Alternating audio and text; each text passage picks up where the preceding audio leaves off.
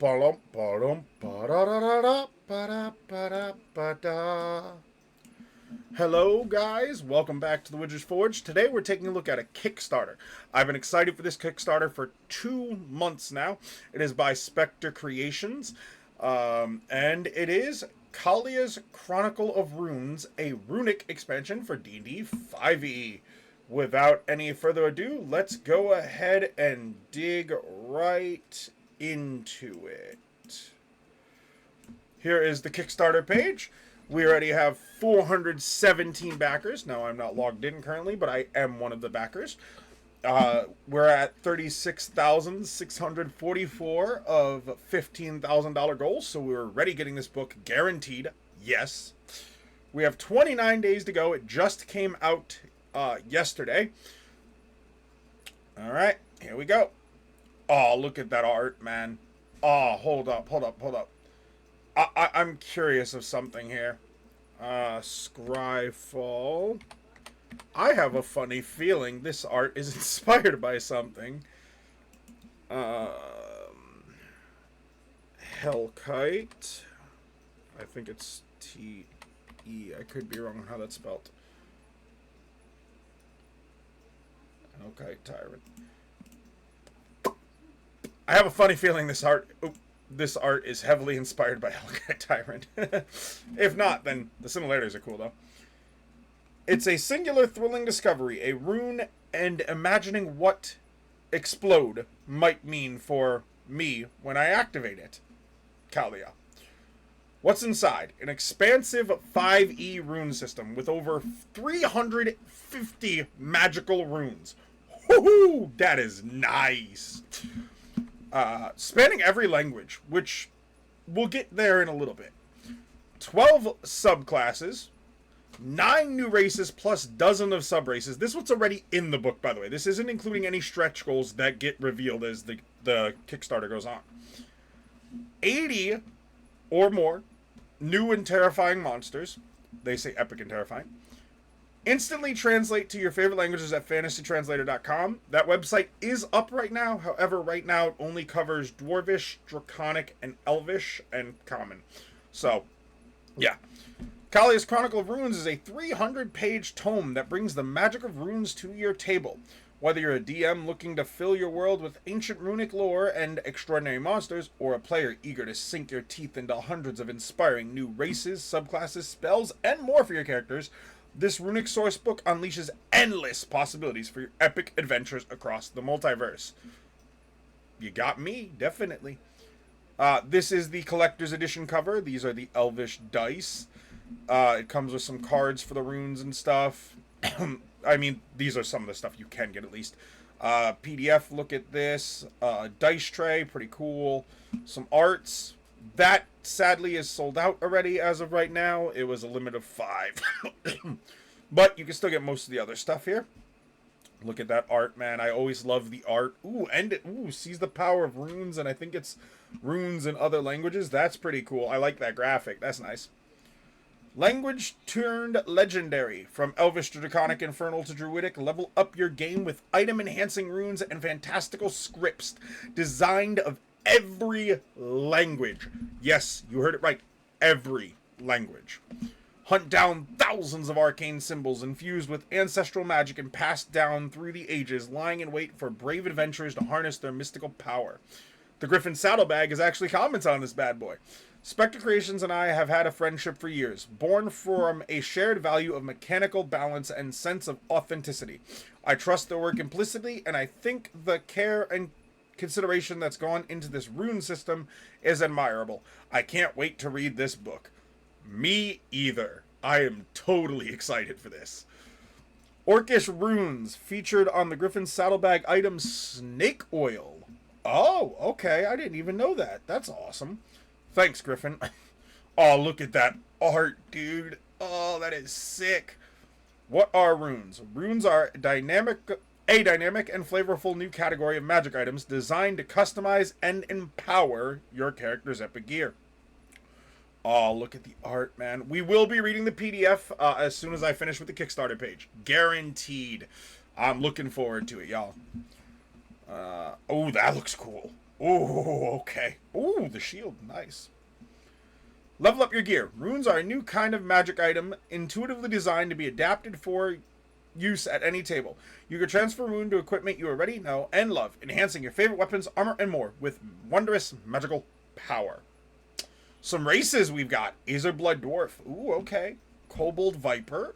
Kismet Halfling. Unbound Archon. Half Giant Yo. I think that's the Jotun, like the ice giants from Norse mythology. I could be wrong. Art Arachna Drow, so drow with spider features, and over 50 more. Oh, okay. Explore new ancestries. Myriad races and subraces help you embrace the history and culture of your favorite runes. From half dryads, Sylvan, to ice devil, tieflings, infernal. Immerse yourself in runic themes across the spectrum of 5e language. Now, that is something that comes up over and over and over from what I've seen of the PDF a little bit here, is language, and you'll see why a little bit later. Some subclasses. Hell Knight Fighter. Love it. Draconic Dragon Domain Cleric. Okay. Circle of Calamity Druid. That looks like a badass art. Seasonal Sorcery. Yeah. Tongue twister here. Seasonal Sorcery Sorcerer. There we go. And 8 more. A Touch of Class featuring 12 new subclasses. This runic compendium puts power in the hands of the players from level 1 to 20. Each subclass is thematically linked with a 5e language, from the Path of the Wild Barbarian, Druidic, to the Giant Patron Warlock, Giant. Yes. Oh, that is going to be so cool. I can't wait to see that. I love giants. I'm looking...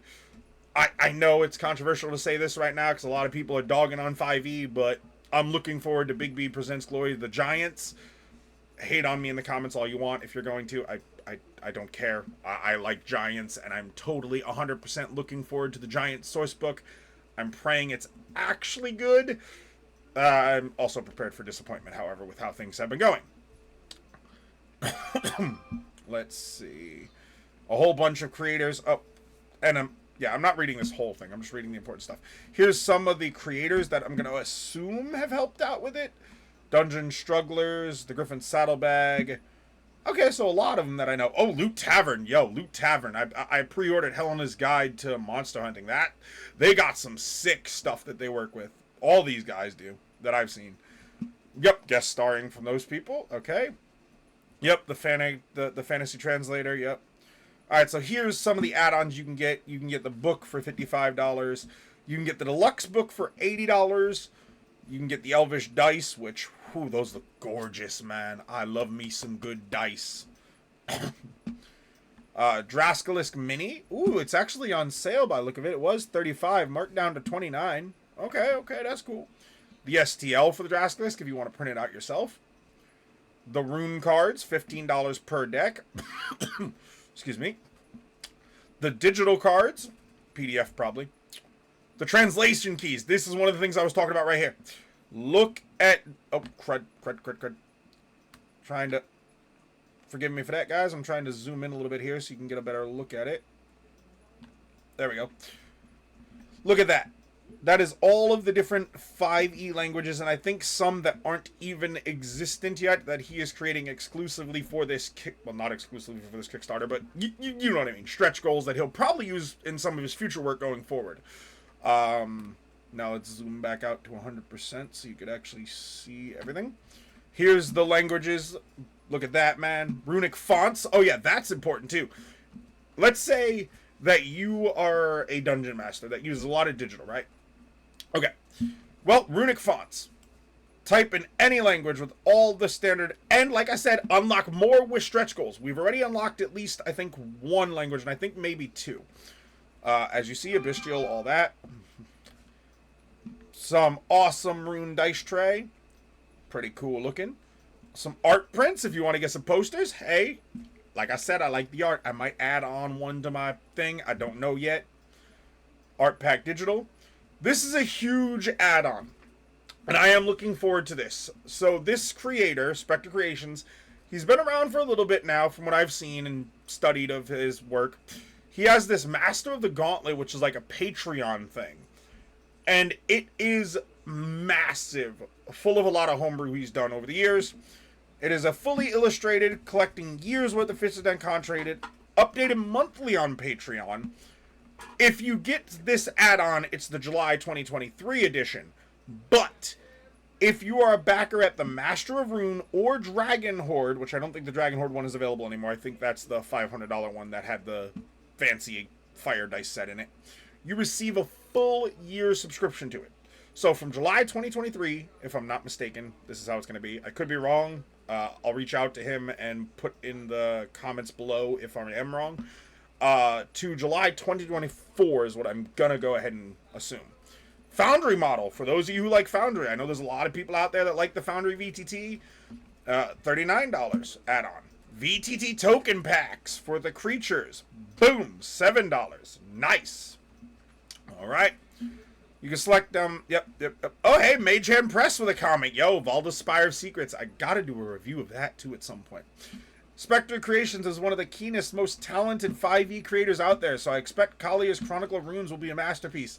Yo, Spectre Creations getting this level of praise from guys like Griffin Saddlebag and Mage Hand Press, that is big. That is big. Those are huge endorsements. All right, so here's the stretch goals we've got so far. New language, Necrol. The Dead Speak, a new language with 20 more runes related to the language of intelligent undead and other creatures from the Shadowfell. Yeah. New player race, Etherean. The dead live, or half-dead, dead adjacent. Ethereans have a spark of ghostly energy within them, perhaps from being exposed to a powerful spirit of the border ethereal for an inordinate amount of time. Spooky. That reminds me heavily of Kaya from Magic the Gathering, and I like it. New language, Serpentine, is the next stretch goal we're heading towards. A hissing snake-themed dialect of Draconic, plus 10 more runes. Bring stronger flavor to your table with this dialect for intelligent snakekin like Naga, Behirs, and other classical snake folks. Maybe even the Yuan-Ti. That could be pretty cool. As the campaign progresses and reaches certain milestones, we will unlock more goodies everyone can enjoy. From new content included in the book for all backers to exciting new rewards anyone can add to the pledge. Here's the tiers that are available. Like I said, I don't think the Dragon Horde is anymore. But we have the PDF, just the PDF, for $25. We have the book, which comes with the PDF and the standard book from the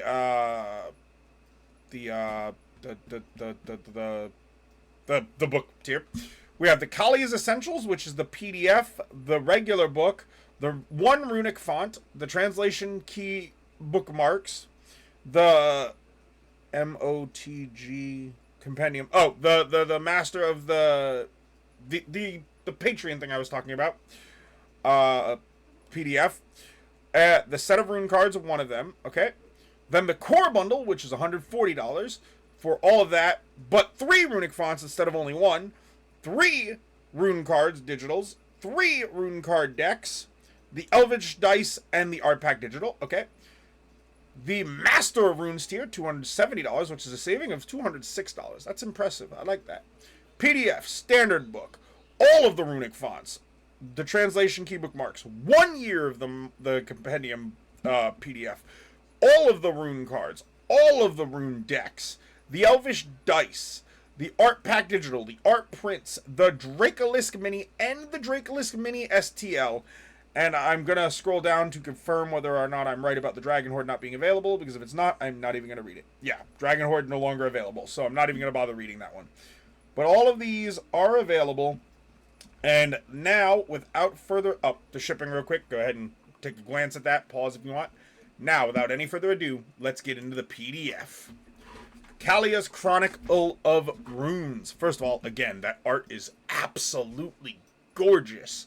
I may end up just taking a screenshot and making this one of my backgrounds on my computer because it is that dang gorgeous. Probably from here up, so it's not like including the words or anything, but yeah. Alright, here we go. What are runes? Runes are a new category of magic item added in addition to those presented in the core rulebooks. These magic-infused glyphs vibrantly glow and pulse as if breathing a life of their own. Ooh, I love the flavor of that. Ooh, that sounds gorgeous. Inscription. The creator of a rune must first inscribe the rune symbol in painstakingly precise detail upon a special surface as appropriate for the rune's language, before performing a series of esoteric rituals to infuse it with ancestral magic. The rune then lies in wait, dormant, until it is ultimately transferred to a desirable object, allowing its magical power to finally be fully realized. Again, nice wording. The exact process and rituals involved are a secret, tightly held by only the most esteemed magic users, typically belonging to the runic language's predominant race or races. As such, even runes of a lesser rarity are extraordinarily and exceptionally scarce among common folk, often to the point they are considered a fable by some, an elaborate myth that the various races use to aggrandize their magical power and history as a people. Alright. I dig the flavor. Transferring a rune. Though runes themselves don't require attunement, transferring them is similar to the attunement process. A creature can focus on the rune over the course of a short rest, transferring it to the type of object specified in the rune's description. This focus can take the form of repeatedly speaking the runic word aloud in its written language, tracing the symbol either in the air or on the rune surface, laying one's hand on the rune and the object to which it's being transferred, or some other appropriate activity. Again, the flavor, man, it gets your imagination going. I love that. It's evocative. It's amazingly detailed. It's great work by Spectre Creations.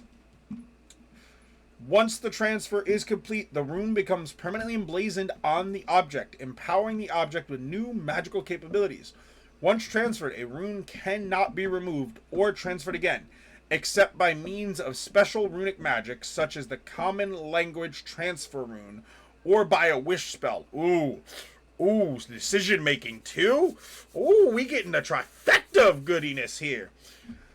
For those of you who don't know, I like decision making in D&D. Like, you either do this or you don't. So, like, in this case, the decision making is when you transfer it, it's stuck until arguably higher levels or until you find a common transference rune, which is only in common language. I doubt it's actually a common rune, but I could be wrong. Identifying runes. Creatures that can read the language a rune is written in understand the literal meaning of the runic word itself. For example, the rune says vanish, which may reveal hints about its properties. Deciphering the full capabilities of the rune, however, including the type of object required for a successful transfer, is a more intensive process, and can typically only be revealed by casting the Identify spell on the rune. Another use for Identify. In my opinion, an underused spell. At least, I haven't seen a lot of people use it, sadly. Or by studying it over the course of a short rest as normal for magic items. Okay. Celestial. Alright, I'm not going to dig into everything here, but as you see, this is what I was talking about by Rick and Language. Here's Celestial. Here's the script for it, which, nice. Kind of reminds me of Sanskrit a little bit. I like that a lot. I'm going to read 2 runes. I'm going to read one from here, which is going to be the protection. There we go. The rune, Celestial, rare. It transfers to any shield. This rune has 3 charges. While wielding the shield that bears this rune, you can expend 1 or more charges from it as a bonus action to cast the following spells, targeting a creature other than yourself. Protection from energy for 3 charges. Protection from evil and good, 1 charge. Protection from poison, 2 charge. Or Shield of Faith for 1 charge. If a spell cast from this rune would normally require concentration, it does not when cast in this way. This rune regains 1d3 expended charges daily at dawn. Nice. So free spell casting is always a nice thing, especially for the marshals, man. Marshals get sourly outpaced in 5e. Alright, and now we will go ahead and look at a giant rune of... I'm trying to find one that's preferably not the whole thing. Actually, let's look at 2 of them. Why not? We'll look at 2 giant runes and then 1 subrace. This is a PDF you can grab for free. It's the preview, so it doesn't matter how much I read of it and spoil to you guys. Enlarge, rare, giant, very rare. Transfers to any melee weapon. Nice, nice, nice. You can only activate this rune if you have a strength score of 19 or higher. Ooh, okay, so a prerequisite technically there. All right, all right. While holding the weapon that bears this rune, you can activate the rune as a bonus action to cause the weapon to double in size for 1 minute. Ooh. This effect ends early if you let go of the weapon. For the duration, the weapon gains the heavy property, if it doesn't already have it. But it's otherwise magically able to be wielded with ease. And the weapon's base damage dice are doubled. Okay. This weapon does not apply to any additional damage the weapon deals, such as from a Paladin's Divine Smite or the fire damage from the Flame Tongue. Okay, so just the base damage, the slashing, piercing, bludgeoning, whatever. I think that's smart balancing. I think it's very well written and handled, eloquent. I love it. So essentially, let's say you have a great sword. Instead of doing 2d6, I think you would do 4d6. Or maybe 2d12. I mean, I don't know how you would handle that. But either way, that's still pretty potent. I like it. I apologize for the phone ringing. Let me hit hang up so it doesn't do that again. It's a toll-free call anyway.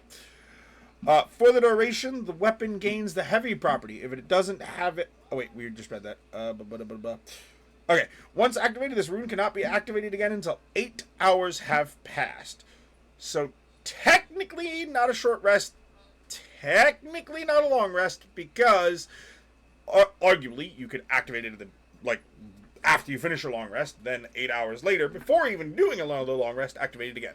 So, depending on how time works in your game and stuff, you could potentially activate it more than once per long rest. I like that. And now, Gratias. Gratis? Gratis? I don't know.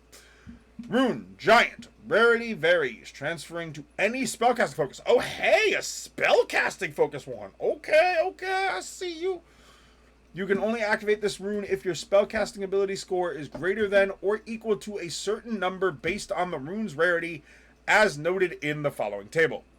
Alright, so if a legendary, your minimum ability score must be a 21, and a value of components can be 1,000 gold pieces or less. Wait, what? Your components ignored?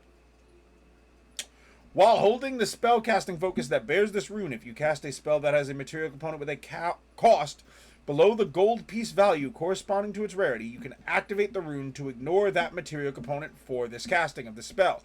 If the spell's description requires the object typically used as the material component in order for the spell to function, such as the magic jar spell, the rune creates a transient replica of the object made of shimmering force that lasts the duration of the spell. Once activated, this rune cannot be used again until 2 days have passed. I mean, that's fair. That's pretty potent right there. Alright, and we are going to go ahead and look at the Terra Goblin as the last thing we're going to look at today. Please, if you like my content, subscribe, give me a like, post some comments down below. I try to get to as many of them as I can. Right now, I'm a small channel, so I can still do that. Here goes. Terra Goblin. Oh, wait. Believed to have originally resulted from a mad mage's experimentation, Terra Goblins have long since grown beyond the means of their genesis, utilizing their advanced echolocative abilities. These bat-like goblins initially proved valuable as specialized scouts, adept at venturing out at night or deep into caves and tunnels to locate safe passage in the uncountable centuries since. However, this once niche race of goblins has proliferated to such an extent they are now commonly found in their own independent and burgeoning societies. I like that. Most comfortable sleeping outside down, Terra Goblins have developed an ingenious form of architecture that allows their homes, temples, and government centers to stretch downward from the ceiling like stalactites. This feat of engineering enables their cities and villages to be built beneath overhangs and cliffs where others would never dare to dwell, also serving as an inbuilt defense against most raiders. With wing-like membranes extending from their arms and impressive climbing capabilities, Terra Goblins navigate these hanging structures with ease. Yo, that reminds me a lot of that one city from Avatar: The Last Airbender that's upside down. Oh, that is sick. Or the one temple, whatever the heck it is. You know, y'all who are Avatar: The Last Airbender fans know what I'm talking about. I don't remember the name of it, but it was a cool little structure, and I just get images of that, but with goblins. That sounds awesome. Alright, Terra Goblin's traits. Your Terra Goblin exhibits a number of traits common to their goblin ancestors, as well as a few benefits inherited from their Chiroterankin. I'm probably butchering how to pronounce that. Forgive me, please. Suggested ability score increase, which I like that he says suggested, because with Tasha's optional rules, it's not a fixed thing anymore. Your dexterity score increases by 2 and your wisdom by 1. Okay, so they make some pretty good clerics, or... Oh, God, they make awesome monks if you use the suggested. Oh, nice. Age. They reach maturity roughly twice as fast as humans, around 8 or 9 years of age. They have an average lifespan of about 50 to 60 years. Okay. Their common alignment are often chaotic in nature. They also tend towards neutrality, though they are seldom then good. Size. They typically grow to be a little over 3 feet. Your size is small. Aww. Speed. You have a base walking speed of 30 feet, and you have a climbing speed equal to your walking speed. That is nice. That is nice. I love that.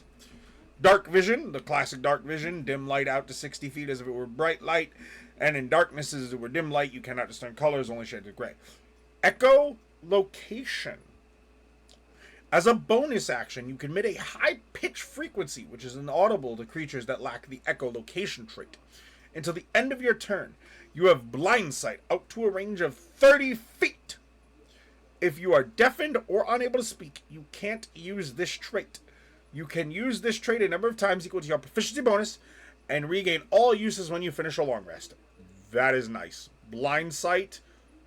Oh, that is powerful. And 30 feet of it at that? Ooh. I don't even think the blind fighting style for a fighter gives you that much. That's... Wow. That's very potent. I like it. Glide. Oh my gosh, we still got another one. When you fail or are... Fail. As you can tell, I don't edit these. Whenever you fall or are falling at the start of your turn, you can use your reaction to extend your arms and begin gliding instead. While gliding in this way, you descend at a rate of 60 feet per round, but can use your movement to glide up to 2 feet horizontally for every 1 foot you descend. If you are knocked prone, become incapacitated, or choose to end your glide, no action required, you begin falling again. If you land while gliding, you take no damage. Take no falling damage, and can land on your feet. Oh my gosh, still 2 more. Nimble escape. You can take the disengage or hide action as a bonus action on each of your turns. Okay, so that's the goblin. Classic goblin. Okay. And suggested language. You can speak, read, and write common and goblin. Again, suggested because thanks to Tasha Code and everything, you can replace your languages and stuff like that. All right.